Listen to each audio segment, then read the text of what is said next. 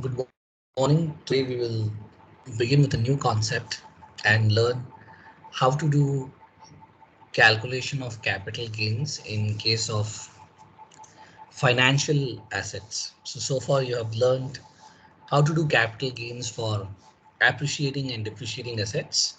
So in today's class we will have a discussion on how to do computation of capital gain in case of financial assets. So financial assets are in the form of documentary claim. So when we say documentary claim, it basically means that you get a security issued whenever you subscribe for a financial asset in the form of a document, in the form of a paperwork. So whether it can be share, debenture, bonds, fixed deposits, recurring deposits, Public Provident Fund, National Savings Certificate, Kisan Vikas Patra, Sukanya Samriddhi Yojana.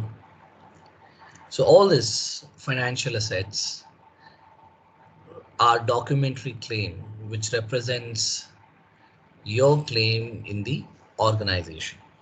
So when I buy a debenture, right? So it represents my claim in the company. So debenture represents that I'm one of the lenders to the company, and obviously I will get a document, whether the document can be digital or physical, which tells that I have given the money to the company and the company owe this money to me and I'm entitled to get a fixed amount of interest for a certain duration. So it represents my claim in the company. Same thing applies to shares also and all other financial assets. So these financial assets are broadly classified into two categories. First, you have listed securities, and then you have unlisted securities. What's the difference? The difference is that listed securities are those securities which are available for trading on recognized stock exchanges. So these are the securities which can be bought and sold easily on all stock exchanges. When we say unlisted securities, these are the securities which are not publicly traded. They are not available for buying and selling on stock exchanges. So they are called unlisted securities. Listed securities provides great liquidity. What it means is that you can buy and sell anytime, you can exit anytime, you can encash it anytime. But unfortunately, unlisted securities do not provide liquidity. That means you have to wait upon certain duration, right, to get back your money. So they are not as liquid as listed securities. That's the primary difference. Now in listed securities, again, there is a subdivision. So in listed securities, we have shares and debentures.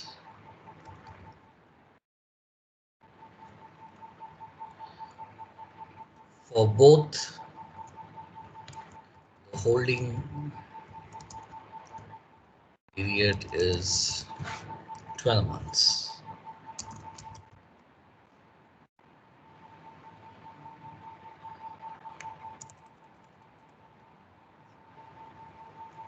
Now, what it means that if you hold it for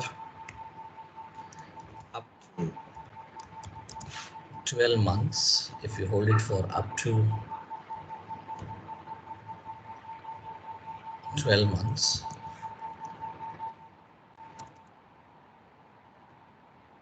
it results in short-term capital asset. However, you hold this more than 12 months, becomes long-term capitalist. Now, what about unlisted securities? Now, in unlisted securities also you have a similar classification, but there is a small twist here.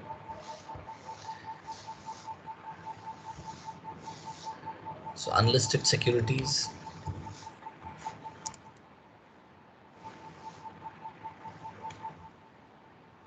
shares, we have separate category. Ventures, you can also say debt, securities, you have a different.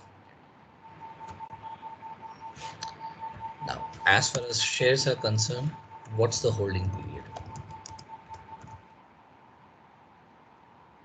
The holding period is slightly different here.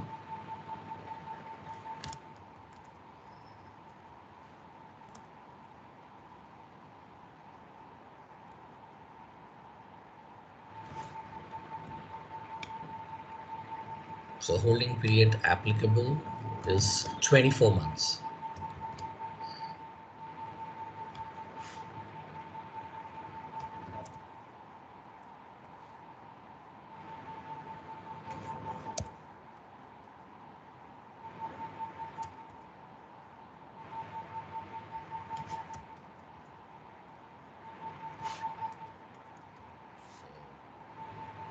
In case of debt, again, it is slightly different. It becomes 36.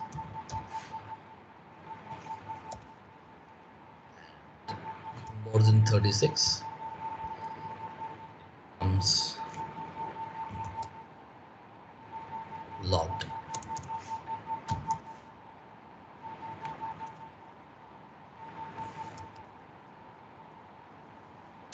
Now the indexing rules also differs, because generally, indexing or indexation is available only for long-term capital assets. But in case of financial assets, the rule is slightly different.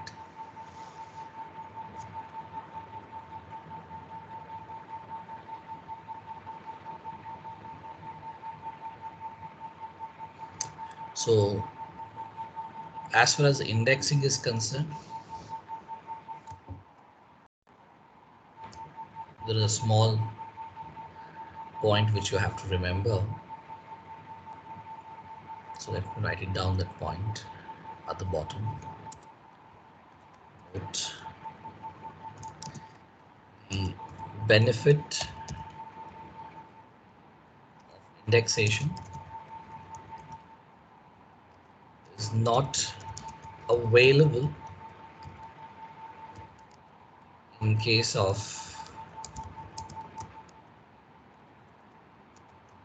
financial assets. However, there are exceptions. In case of long-term unlisted shares, equity and debt mutual funds, the benefit of indexation is available, right? So that's the difference, that in case of mutual funds, unlisted shares, and you get the benefit of indexation. For any other financial asset apart from this, there is no indexation. So this is the first part which you need to understand.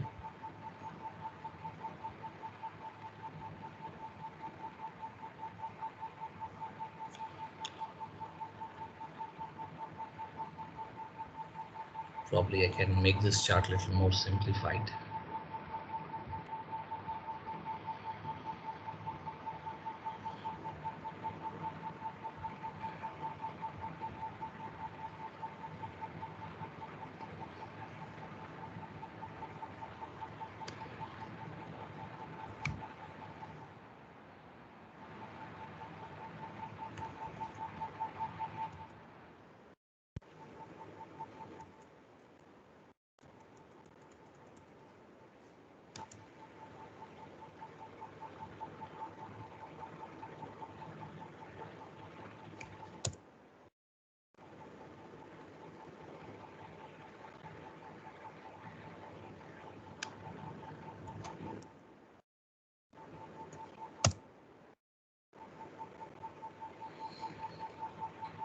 Okay, I think now it looks much better.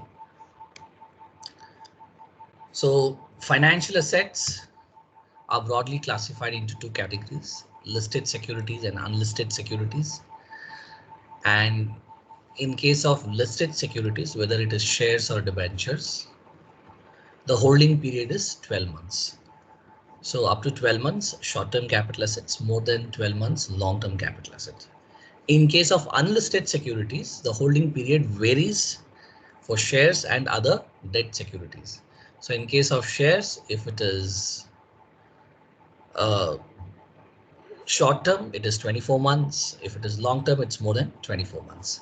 In case of debt securities, it is 36 months, up to 36 months short term and more than 36 months long term. So in case of financial assets, the benefit of indexation is not applicable. However, there are exceptions. Only in case of unlisted securities, only in case of unlisted shares and equity and debt mutual funds, the SSC can enjoy the benefit of indexation. So that's the overall picture of financial assets. What is that you need to learn specifically is the treatment of bonus shares. There is one more important adjustment when it comes to financial assets, and that adjustment is treatment of bonus shares, right? So that is something which you have to learn. Now, what are bonus shares? You people are familiar with the concept of bonus shares, and one thing which you should be aware that bonus shares are given to existing shareholders. And do you think the company charge any money for issuing bonus shares? The answer is absolutely not, because bonus shares are given free of cost to existing shareholders in a certain proportion, right? So the challenge here is when bonus shares are issued free of cost, then what will be the cost of acquisition? If bonus shares are issued free of cost, then how will you value bonus shares? How will you take the cost of bonus shares when you are getting it for free? So that's what you guys have to learn. How do you value bonus shares, right? When the bonus shares are given free of cost. So you have a chart for this in your handout, but I want to make it a little more simpler for your understanding. So let me note this here. If bonus shares are issued before, let's use the word on or before 1st April 2001, then what you should do? Value the bonus shares at fair market value, FMV. But what if the bonus shares are issued after this? Bonus shares are issued after 1st April 2001. Then the value of bonus shares will be taken as nil or zero. That's it. So that's what you have to remember. One additional adjustment which you might get is How do you value bonus shares? Because bonus shares are given free, company does not charge us any money to the shareholders. But in case if a shareholder sells it at a very good price, he will end up making profit. He will end up making capital gain by transferring the shares. So how do we calculate capital gain? You're aware, sale price minus cost. That's the simple equation. So anyways, you have sold, so you have a sale price, but what is the cost price? You did not pay for bonus shares. You got it free of cost. So the answer is there is a protocol which needs to be followed, that if the bonus shares are issued before 1st April 2001, you have to take the bonus value at the fair market price, which will be given to you in the question. But in case if the bonus shares are issued after 1st April 2001, the value of bonus shares will be considered as 0 or nil, right? So this is about the valuation of financial assets and bonus shares. The moment we do one or two questions, you will have a better understanding. But for now, you should have this picture in your mind that financial assets are broadly classified into two categories: listed, unlisted. Listed securities are those which are traded publicly on all recognized stock exchanges. They can be bought and sold by investors freely, and listed securities helps the investors in liquidating their investment at any time. Whereas unlisted securities are quite opposite. They are not traded on recognized stock exchanges publicly, and unfortunately they do not offer liquidity. So investors who buy them have to hold them for a certain duration. They can't exit. So listed securities, the holding period is 12 months. Unlisted securities, the holding period depends on whether it is a share or a debt security. For share, it is 24 months, and for debt securities, it is 36 months. Now, as far as the indexation is concerned, the benefit of indexation is not available for financial assets except for unlisted shares and debt and equity mutual funds. So debt and equity mutual funds do enjoy the benefit of indexation. So that's about financial assets. Now, as far as bonus shares are concerned, as I mentioned, they are issued free. So the challenge is, how do we value them when they are issued free? How do we take the cost of bonus shares? So the cost of bonus shares depends on the date of issues. If it is issued before 1st April 2001, then you have to value bonus shares at the fair market price.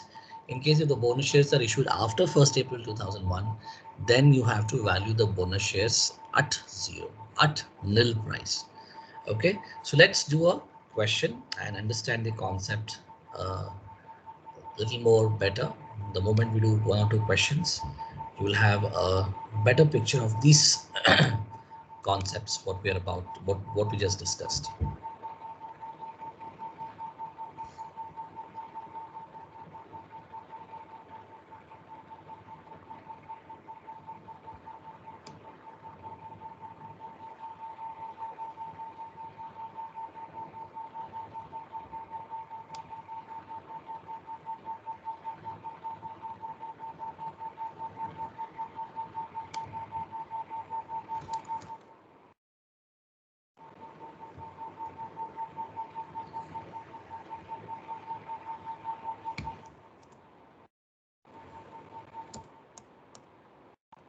Let's do the first illustration.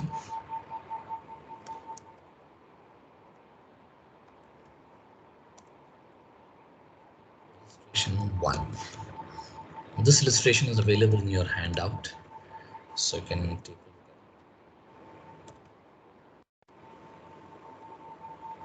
it. So let's read the question. So it says, Mr. Dilip Kumar, who seems to be an ordinary resident, he has purchased 1,200 shares of Spice Private Limited, which is an unlisted company. And he bought this on 1st June 1999 at a cost of 80 each. On 1st July 2000, he acquired 1,200 right shares. Now, what do you mean by right shares? Right shares are those shares which are issued to existing shareholders. So existing shareholders, whenever a company issues shares for the first time, as you people have already studied financial markets, it is called initial public offer or an IPO, right? When a company goes to public for the first time to borrow funds. But what about if the company needs further requirements of finance in order to meet its growth, and expansion?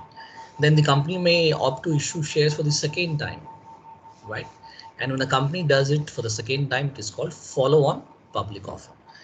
Now, when the company does it for the second time, right, it is mandatory as per the law because shareholders have preemptive rights, and preemptive rights gives them the privilege that whenever a company issues shares for the second time, the first offer should be made, the offer to buy should be made to the existing shareholders.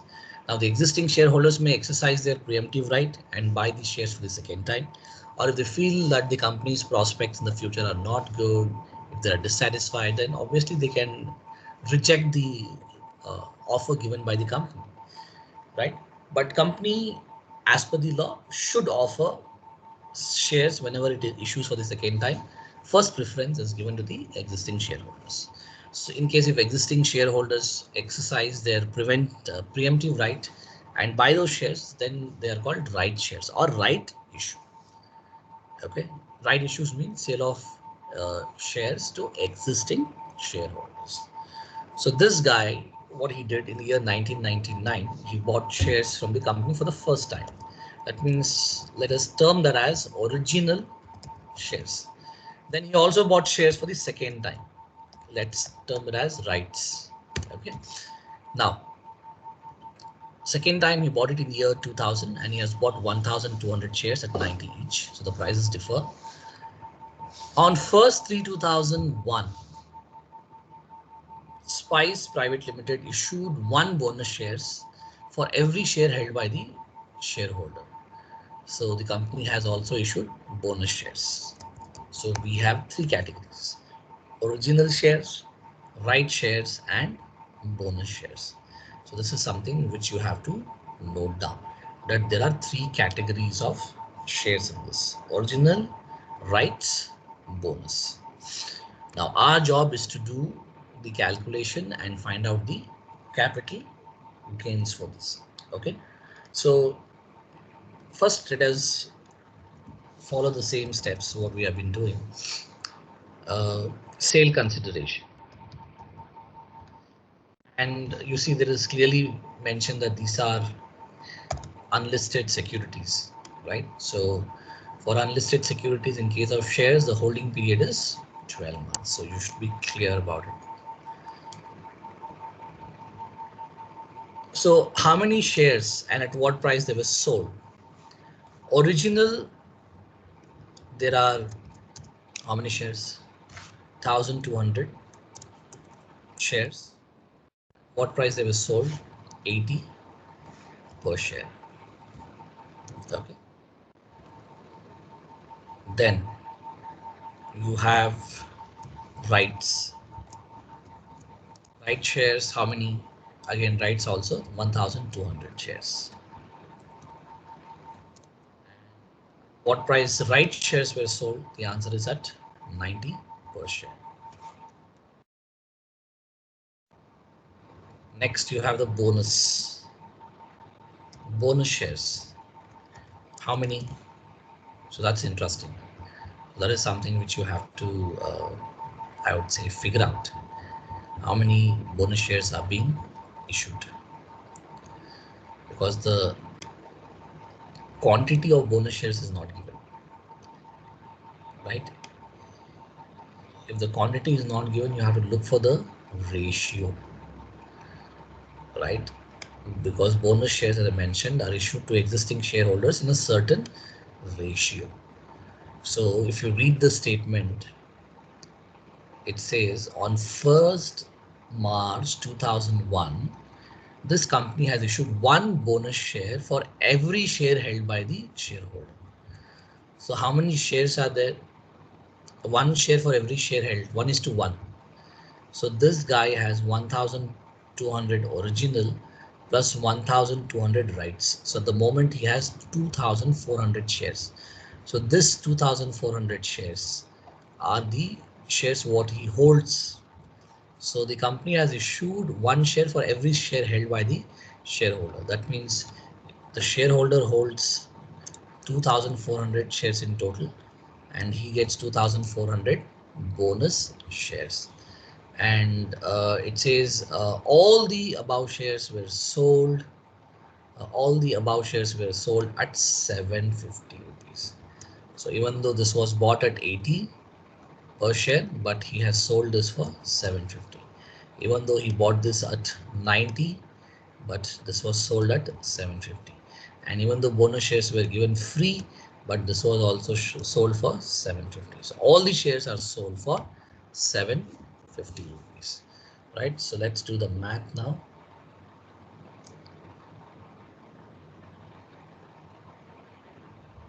So 1200 shares into 750 shares, you get 9 lakh.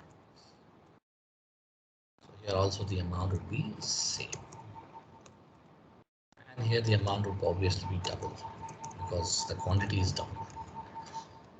Next, as usual, less transfer expenses. Expenses incurred to sell is called transfer expenses. What are the transfer expenses? Is there any commission, brokerage? Let's see. All the shares were sold by Dilip on so and so date for 750. So there is no commission mentioned in the problem. So transfer expenses will be taken as nil, means he has not paid any kind of brokerage or commission, nothing. It's not mentioned in the question. So this will become your net sale consideration.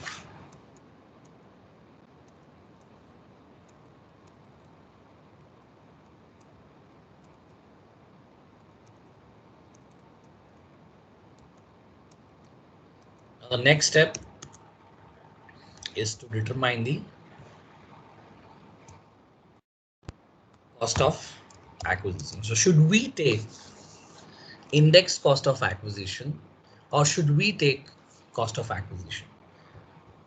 Do we get indexation benefit or not? So let's look at the chart what we had drawn. The benefit of indexation is not available in case of financial assets except for what? Except for long-term unlisted shares. So these are unlisted shares. That means unlisted shares do get the benefit of indexation and therefore we should take index cost of acquisition. So indexing benefit is not available for financial assets, but there is an exception.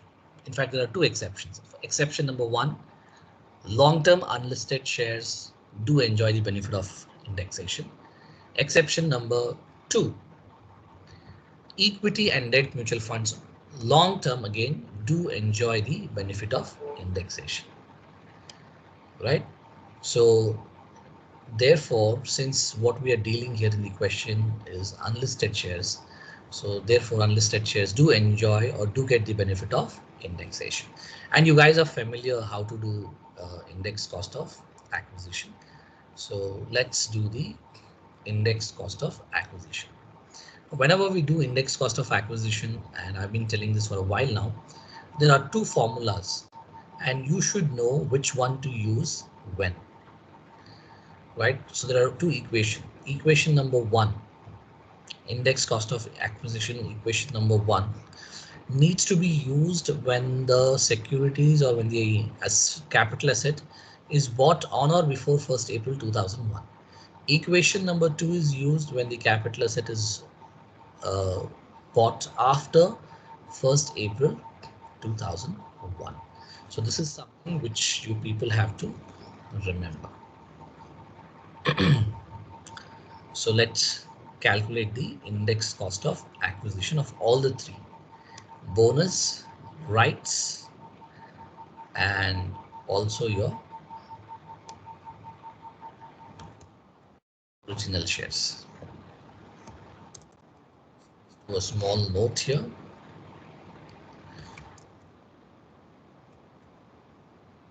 Original shares. So first to the original shares, cost of acquisition of original shares.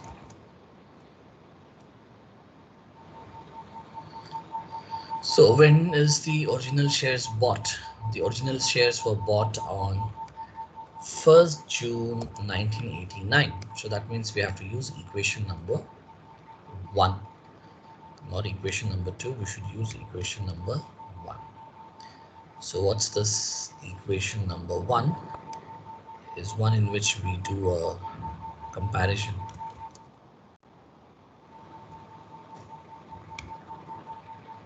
So if the capital asset is acquired on or before 1st April 2001, then use this equation in which we calculate index cost of acquisition by doing a small comparison. So let's COA is equal to, what is the cost of acquisition of the original shares? How much did this guy pay for it? The answer is 80 each, and the quantity is 1200 shares. So 80 rupees, 80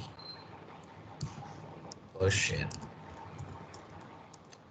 And what was the fair market value as on 1st April 2001? The fair market value of these shares as on 1st April 2001 was 110 per share. So rupees 110 per share is the fair market value. So we have to do a comparison between these two and take whichever is higher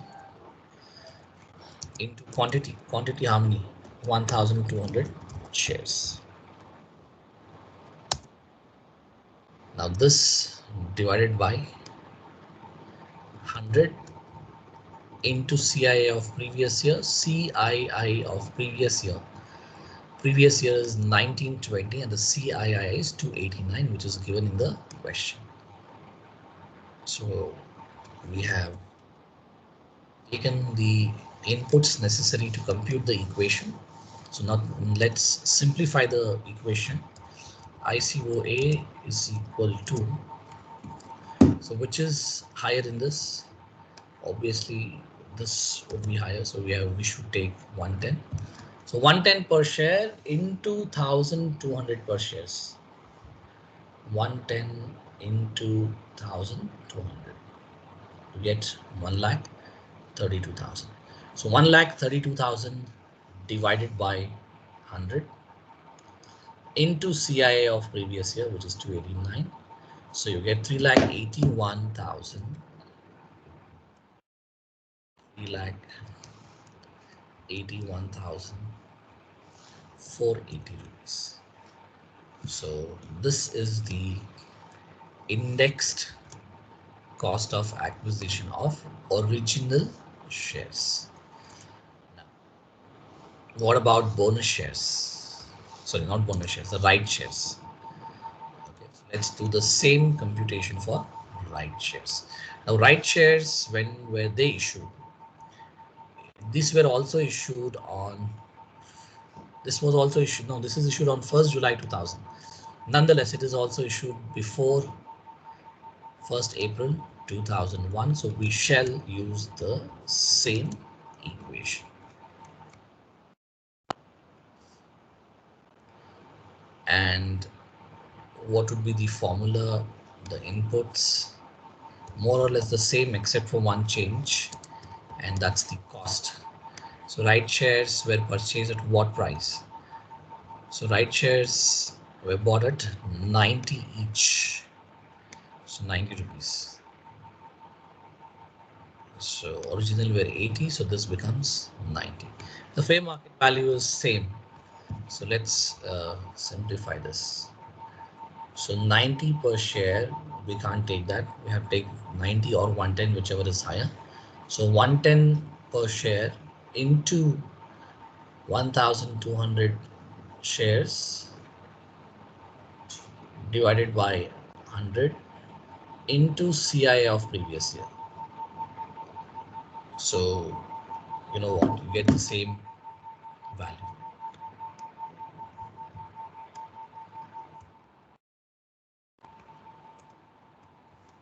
which is 3,81,480. So you get the same value. Finally, bonus shares. What's the rule? Just let's read the rule first. If bonus shares are issued on or before 1st April 2001, value of bonus share will be at fair market price. If the bonus shares are issued after 1st April 2001, value of the bonus shares will be taken as nil. So when is the bonus shares issued? So as per the question, the bonus shares were issued on 1st March 2001, which is obviously before this. So we have to market the bonus shares at fair market value. Bonus shares.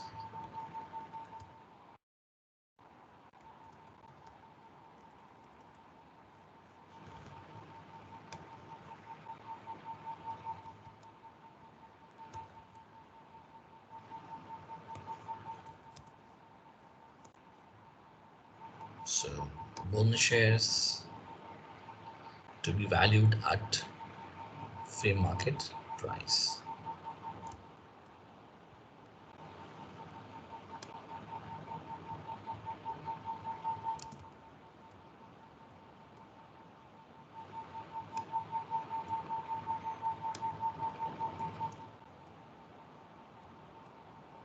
So we'll write here, since the bonus shares are issued before 1st April 2001, they are valued at market value. So we will use the same formula again. This formula is used when the assets are issued, capital assets are acquired before 1st April 2001. The only difference here is that bonus shares will not have cost of acquisition, so we should take only the fair market value. And you guys are aware what is the fair market value, which is given in the question, which is 110 rupees. Number of bonus shares is 2,400. So you should also know how did we came to conclusion that 2,000 bonus shares were issued. The answer is, as per the question, the shareholders are being issued one share for every bonus share. So for every share, one bonus share for every share held by the shareholder. That means 1:1. So this guy has 1,200 normal shares, 1,200 right shares, total put together. He holds 2,400 shares in the company. So for every one share, you get one bonus share. So for 2,400 shares, he gets 2,400 bonus shares. So you should know how did we get this 2,400 bonus shares, because it's not given in the question. The quantity is not given, only the ratio is given. So let's simplify this. 110 into 2,400 divided by 100 into CI of previous year 289. So you get 7,62,960.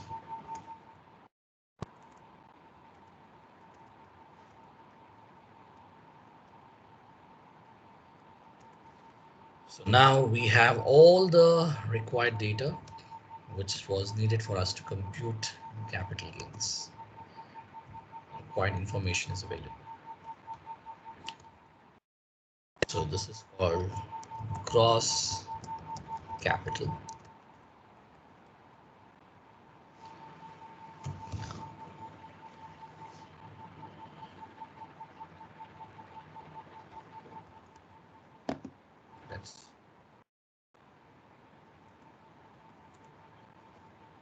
Do the calculation. 9 lakh minus the cost, which is 3 lakh 81,480. So we get 5 lakh 18,520.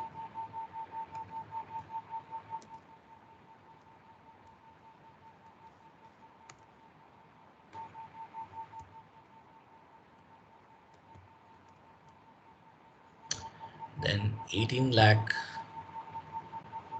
minus 7 lakh 62,960. So you get 10 lakh 37.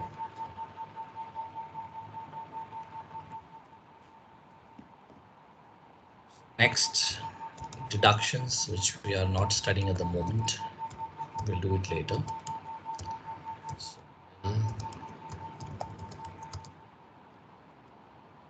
this is called taxable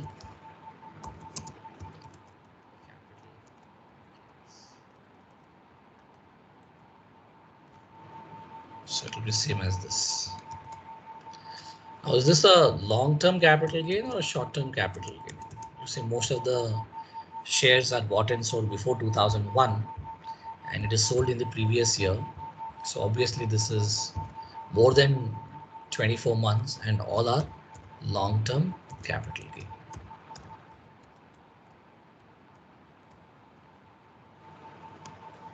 So that concludes our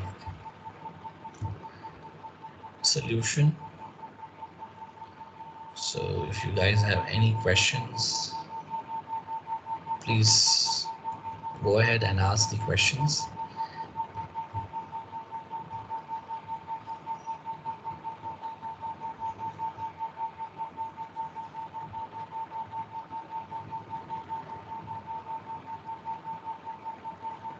So it's very important that you remember the procedure first, which I have written down here in the form of this chart, which is not there in your study material.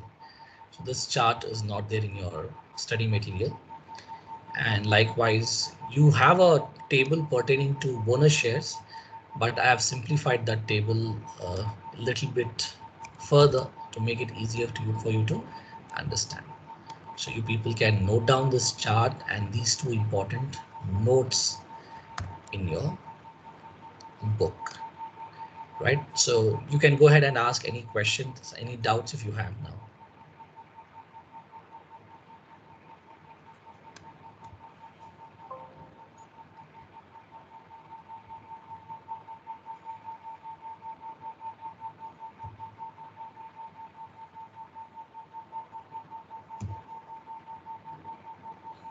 Sir, can you please show the third one, sir, computation of bonus shares? Yes. So bonus shares are free shares. They are given to existing shareholders. And here the question says the bonus shares is issued in the ratio of 1:1. That means for every one share, you get one share free. So this guy holds 2,400 shares, 2,000 original, sorry, 1,200 original and 1,200 bonus shares. So he holds 2,400 shares for which he has got 2,400 bonus shares. So these bonus shares, all the shares in fact, were sold at the same price, which is 750. Now, when we are doing cost of acquisition, we have followed the normal procedure and we have figured out the cost of acquisition. The only difference was that bonus shares will not have any cost. And therefore, we have followed this rule. If the bonus shares are issued before or on 1st April 2001, value the bonus shares at the fair market value. So that's what we have done. Bonus shares are issued before 1st April 2001, and we have valued the bonus shares at fair market price, which is 110 rupees, which is given here. The fair market value of these shares is so much. So therefore, when you look at the computation of cost, what is that we have done? That we have valued the bonus shares at fair market price. The cost of acquisition is nil, but of course there is a fair market value given in the question. So fair market value is 110.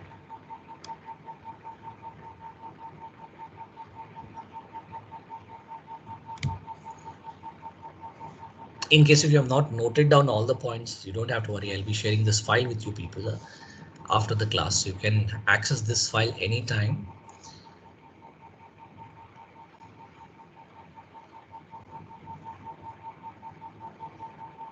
Any more questions? Also, can you please once again tell us what is the difference between original and right shares? The right shares are those shares, as I told you, whenever a company wants to borrow funds, the company has many options. One of the options is to borrow money by issuing shares. And when a company does it for the first time, it has never issued shares in the past. So first time this company is issuing shares to the public, then it becomes initial public offer, IPO. But after, let's say after 10-15 years, the company wants to expand further and therefore it wants to borrow money again. So when the company does it for the second time, it is called follow on public offer. So in follow on public offer, when the company goes for FPO, as per the rule of Companies Act, right, there is a clause called preemptive rights. Preemptive rights are rights given to the shareholders. So preemptive right says whenever a company is issuing shares for the second time, third time, or subsequent times, the first option to buy those shares should be given to existing shareholders. So when a company issues shares to existing shareholders, it is called rights issue. Now it's not compulsion that as an existing shareholder I should buy it, but option should be given. I may reject it or I may buy it. But in case if I buy it, then these are called right shares, right? So there's no difference between the features of ordinary shares, original shares, and right shares. The features are same. Since I'm getting it for the second time directly from the company, it is called right shares. Right. So right shares are those shares which are issued to the existing shareholders, right? But it's not free. You have to pay them and buy it. Whereas bonus shares, they are given free of cost to all the existing shareholders. Yes, I got it. Thank you, sir.